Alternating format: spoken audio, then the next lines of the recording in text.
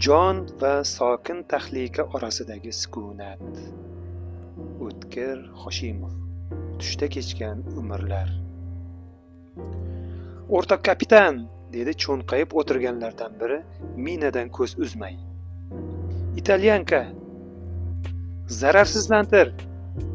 Bider panasidagi yotgan kapitan bo'ynini ichiga tortib buyurdi.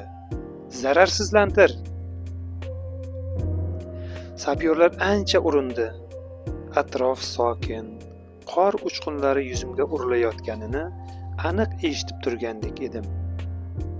Nihoyat sapyor engashgan ko'yi dadamning Nivasidagi havo filtriga o'xshagan yapasqi kastryulkadek narsani chuqurdan tortib ola boshladi.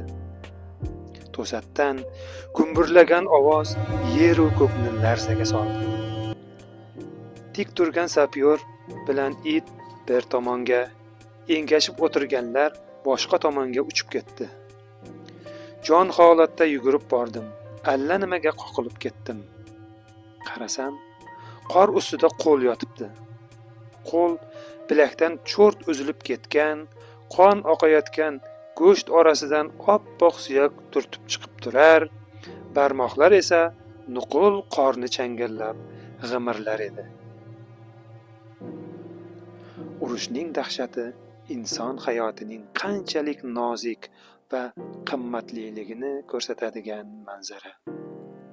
Ushbu asarni o'qir ekansiz, tinchlikning asl qadrini his qilasiz.